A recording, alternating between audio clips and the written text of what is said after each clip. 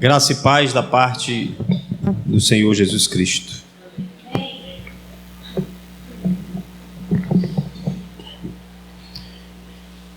Vamos abrir as nossas Bíblias em Marcos, capítulo de número 3.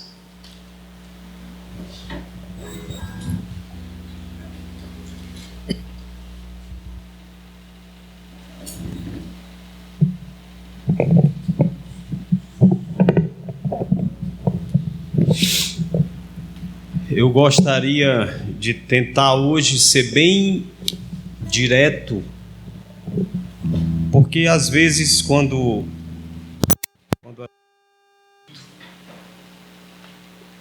não fica muita coisa da cabeça dos irmãos. Às vezes fica. Não existe uma regra única, assim, se tem que falar muito, tem que falar pouco.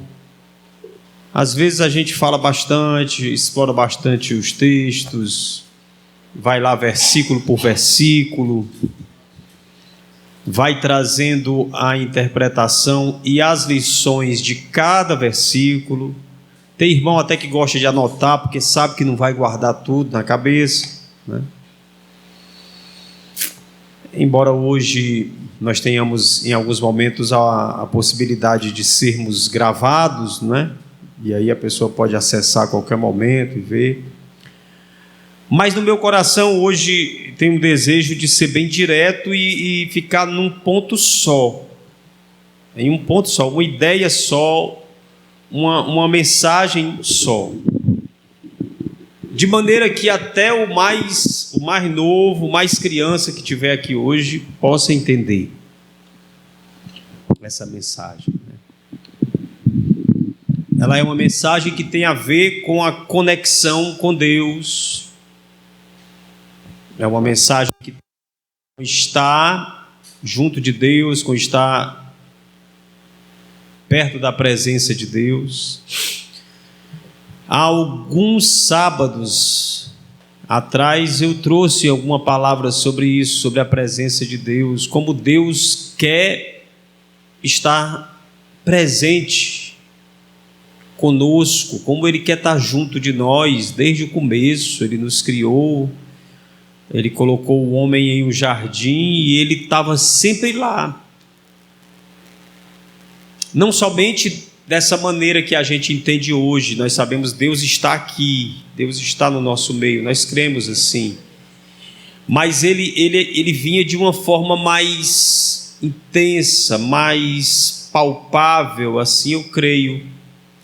Porque diz que tinha até uma hora específica do dia em que ele vinha na viração do dia, ele vinha ao pôr do sol, assim, né? Quando o dia virando, porque a viração do dia ali não se entende como hoje a gente sabe que o dia vira meia-noite, mas ali a viração do dia é ao pôr do sol.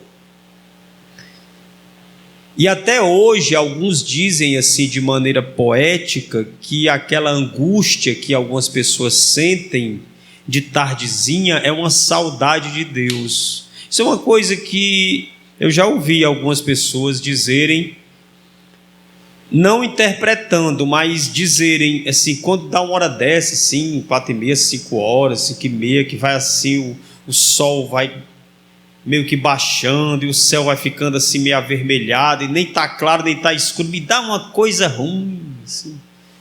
Eu já vi pessoas dizerem isso, e alguns poeticamente, eu acho bonito, eu acho que tem sentido, dizem que isso é uma saudade que ficou implantada, que passou como herança para todos os homens, porque era nesse horário que o pai vinha até o jardim para visitar, para estar presente com os seus filhos.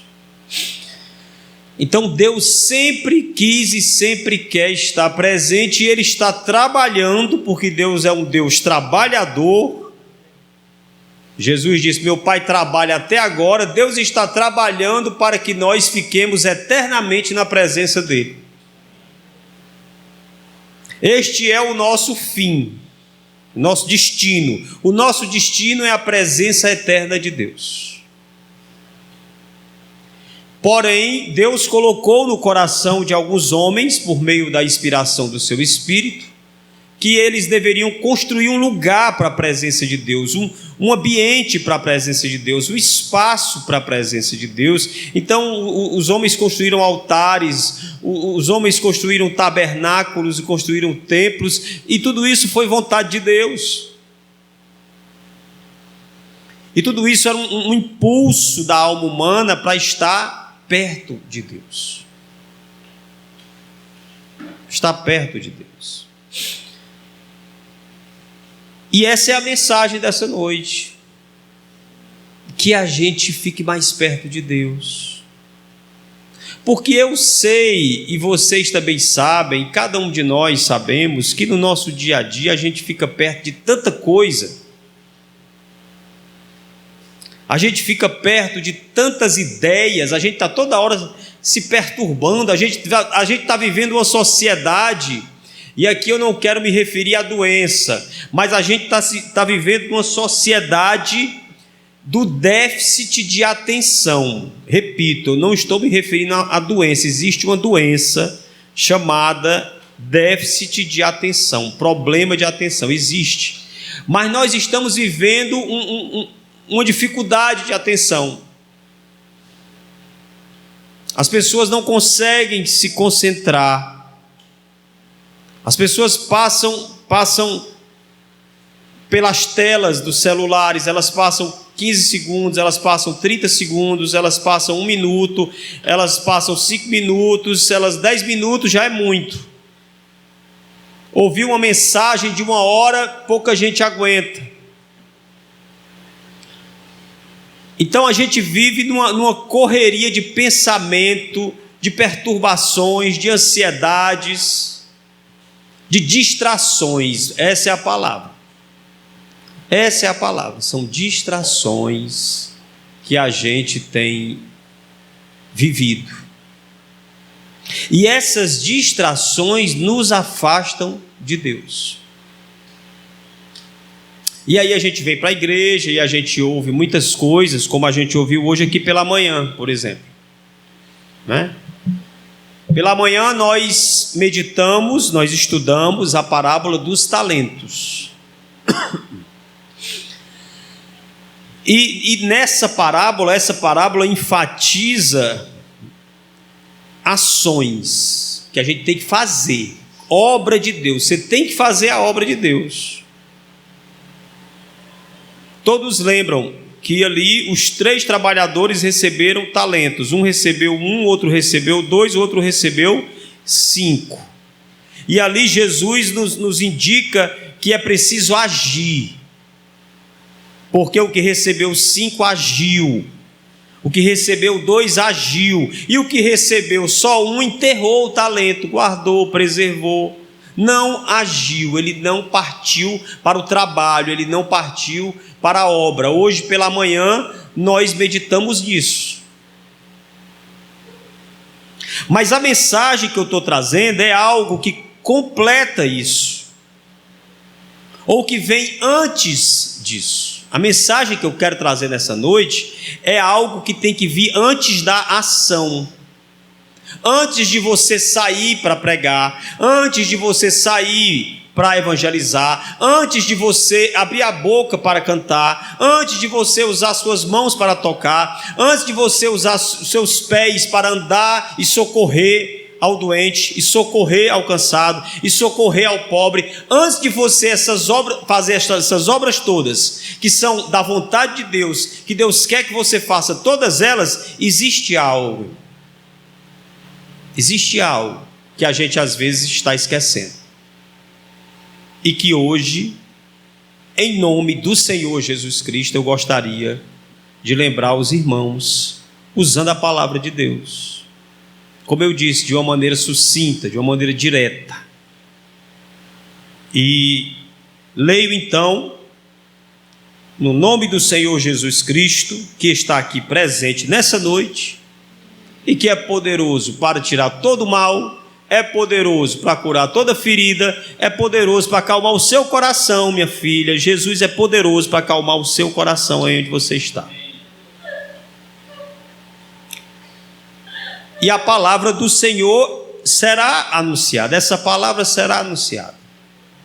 E está aqui em Marcos capítulo 3, numa palavra despretensiosa. Despretensiosa porque, na nossa cabeça, é como se não tivesse pretensão, é como se não tivesse intenção, é como se ela fosse só uma passagem de um ponto para outro. Ela é um daqueles textos que a gente não fica muito nele, não presta muita atenção nele. Marcos 3,13, quando Jesus escolhe os 12. Às vezes a gente talvez dê uma olhada nele para estudar, para alguma dinâmica, para alguma gincana, onde alguém pode perguntar, diga aí decorado o nome dos 12, porque lá no versículo, a partir do versículo de número 16, ele diz os 12. O 16, 17, o 18 e o 19, ele diz o nome dos 12 discípulos. Mas antes disso é que eu quero aqui enfatizar. Versículo 13. Depois subiu ao monte e chamou os que ele mesmo quis, e vieram para junto dele. Depois subiu ao monte. São atitudes de Jesus.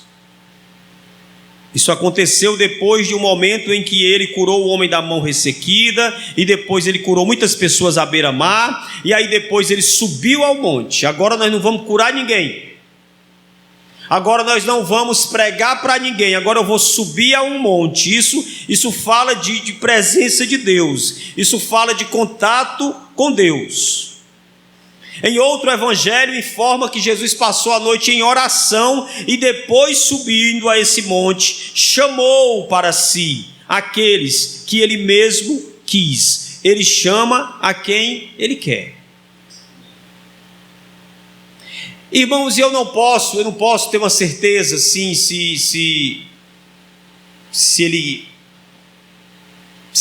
quer quem ele quer. Eu não posso ter uma certeza de quem ele quer, quem Jesus quer. Pregador, me diga aí quem Jesus quer. Quem sou eu para dizer quem Jesus quer? Mas eu creio que se você pelo menos saiu da sua casa e veio para cá nessa noite, e se sentou aí e adorou a Jesus, e falou com ele, e cantou louvores, e está ouvindo essa mensagem, é um grande indício, é um grande sinal de que Jesus quer você. Jesus quer a gente, ele nos quer. E veja que ele chamou, e eles vieram para onde? Para junto dele. E então, esse versículo 14 é o mais importante da noite. Então designou 12. E hoje Jesus não está designando mais apenas 12, ele está designando uma multidão de servos seus, uma multidão de discípulos, que ele quer que façam esta obra. Que obra? Para os enviar a pregar. Mas antes de dizer para os enviar a pregar, ele diz aí no versículo 14, olha que detalhe importante que às vezes nos escapa. Ele designou 12 para estarem com ele. É assim que diz na sua Bíblia? No versículo de número 14, porque a minha versão aqui talvez seja diferente da sua. Tem alguma versão diferente para enriquecer? Como? Convivessem. Bem atualizada essa versão, não é? Tem uma versão então ali do irmão Rafael que diz que ele chamou, ele designou esses 12 para que convivessem com ele. Antes de enviar a pregar, ele chamou para que estivessem com ele, convivessem com ele.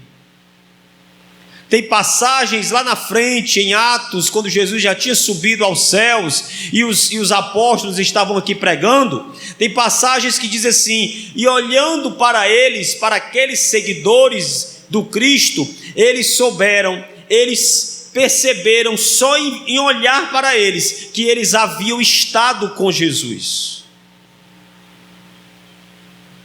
Então esse é o ponto que eu gostaria que nós levássemos para casa. Esse nós aqui é um nós com letras maiúsculas e em negrito, porque eu estou me incluindo nisso. Essa mensagem bate muito em mim.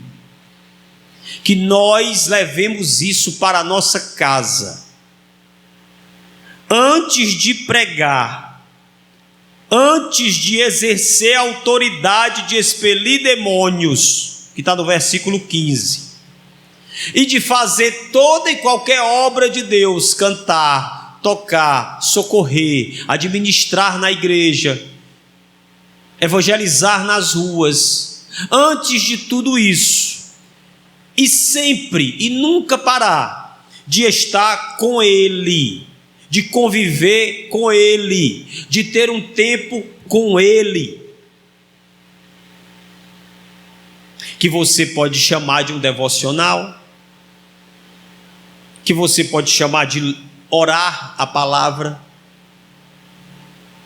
Qualquer dia eu vou estudar mais um pouco sobre isso, para tentar trazer este ensinamento para a igreja. Não sei se os irmãos já ouviram falar em orar a palavra, né? que é chamado pelos antigos de lectio divina.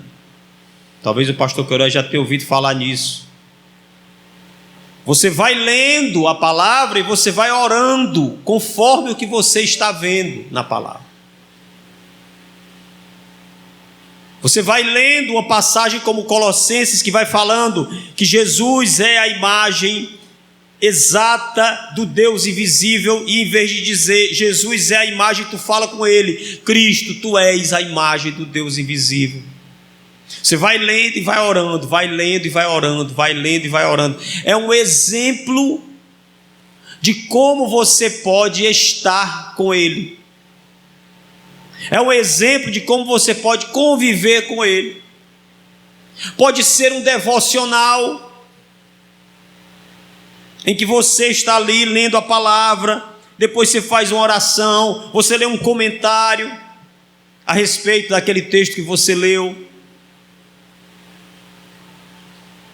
Com toda certeza, acima de tudo, pode ser o que Jesus disse: entra no teu quarto, fecha a tua porta, fala com teu pai que está em secreto. Deus sempre manifestou essa atitude ao longo da história.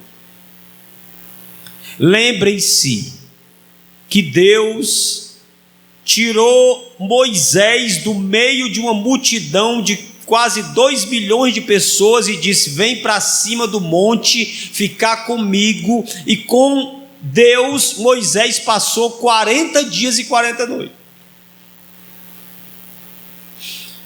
sem realizar nenhuma obra. Ali ele não estava curando ninguém, ali ele não estava julgando, administrando as questões do povo, ali ele não estava realizando prodígios, ali ele estava apenas diante da face de Deus. 40 dias e 40 noites. Assim também, estou me lembrando, foi com Elias, que depois de ter tido uma experiência espetacular, onde ele, pedindo ao Senhor, o Senhor mandou fogo dos céus, e ele derrotou mais de 800 profetas de Baal. Cansado, esgotado depois daquela luta toda, vendo que a luta ia continuar, achando talvez que não ia, ali tinha acabado, achando talvez que ali ele já tinha vencido, mas viu que não, viu que ia continuar sendo perseguido, viu a pressão de Jezabel sobre ele e fugiu. E fugindo, ele se entristeceu de tal maneira que ele chegou a pedir a morte para si, e se entristecendo de tal maneira adormeceu debaixo de um arbusto. Mas o Senhor ministrou sobre ele, mandou um anjo que deu a ele pão, que deu a ele água. Ele comeu o pão, bebeu da água, e Deus disse: agora vai caminhar. Agora você vai caminhar até o lugar que eu quero marcar um encontro contigo lá. E ele caminhou 40 dias, com a força daquele pão e daquela água, caminhou 40 dias e chegou lá no monte de Deus, e ali Deus falou com ele. Esse lugar que eu estou aqui, tirando da palavra, transmitindo para os irmãos, é o lugar onde Deus fala com a gente. E a gente não pode sair por aí para falar com ninguém enquanto Deus não falar com a gente. E a gente não pode sair por aí colocando a mão sobre ninguém enquanto Deus não colocar a mão sobre nós. E a gente não pode transmitir nada para ninguém enquanto Deus não transmitir para nós. E isso acontece nesse lugar da presença de Deus. Eu não sei se é isso que é porque às vezes os evangélicos inventam tantos modismos, mas eu não quero aqui julgar nesse momento, porque talvez é até isso que se falava quando dizia o lugar secreto. Os irmãos já ouviram falar no lugar secreto? Tinha até canções: no lugar secreto da adoração estou, eu quero estar nesse lugar, não é? Esse lugar onde só tem eu e o Senhor. Existe uma vida chamada de vida dos monges, vida monástica, que não é isso que Deus quer de nós. Que é como se eles quisessem ficar só ali, contemplando a face de Deus e na presença de Deus. Também essa não é a vontade de Deus. Ele quer que a gente saia para o meio do mundo para pregar e para expulsar demônios. Está escrito aqui. Mas, porém, contudo, todavia, muitas vezes nós esquecemos do principal, que é estar com Ele antes de ir. Existe uma comparação, e eu vou terminar com ela, que eu ouvi de alguém dizendo o seguinte, falando sobre ministério, falando sobre igreja. E ele dizia assim: não se esforce para alargar o ministério, não se esforce para alargar, se esforce para aprofundar a tua relação com Deus. Porque você pode ter uma lagoa, você pode ter um lago muito amplo, mas muito raso, não é verdade? Todo rasinho, que molha no máximo o tornozelo, as canelas. Mas você pode cavar um poço, com esse diâmetro aqui, pocinho assim, mas ele ser bem profundo. É disto que eu estou falando aqui nessa noite. Que a nossa ambição, no bom sentido da palavra, seja aprofundar a nossa relação com Deus. Que a gente não fique com essa obsessão de alargar, eu quero alcançar, eu quero falar com todo mundo. Antes disso, aprofunda a tua relação com Deus. E esse alargamento, quem faz é o Senhor, não é você. É a partir desse encontro com Deus, é a partir desse aprofundamento dessa relação com Deus, que quando você for fazer a obra de Deus, as coisas vão acontecer conforme a vontade dele. Mas se você tiver pressa de sair para fazer, sair para realizar, sair para apresentar resultados, sem estar com Deus, isto tudo será palha. O que você vai trazer para Deus é palha, é superficialidade. Então que nós pensemos nisso, levemos essa ideia, essa mensagem no nosso coração e pratiquemos isso. Vivamos esse tempo com Deus. Lembre-se das palavras de Jesus. Ele chamou. Vamos nos colocar no lugar dos apóstolos. Ele nos chamou para que nós estivéssemos com Ele. Ele nos chamou para que nós estivéssemos junto dele. Vinde a mim, ele diz. Vinde a mim. E aí depois ele envia, porque ele envia pessoas que estão encharcadas dele. Amém? Então é se encharcar dele, você encharcado de Jesus, você cheio de Jesus, de tanto contemplar a sua face, você vai sendo transformado conforme a imagem dele, vai começando a se parecer com ele, aí você sai por aí manifestando a imagem do Cristo. Em todo lugar que você for, em toda obra que você pratica. Que esta mensagem nos traga edificação, que nós possamos humildemente nos render a essa verdade e passar a viver essa prática, em nome do Senhor Jesus. Vamos ficar de pé e vamos orar.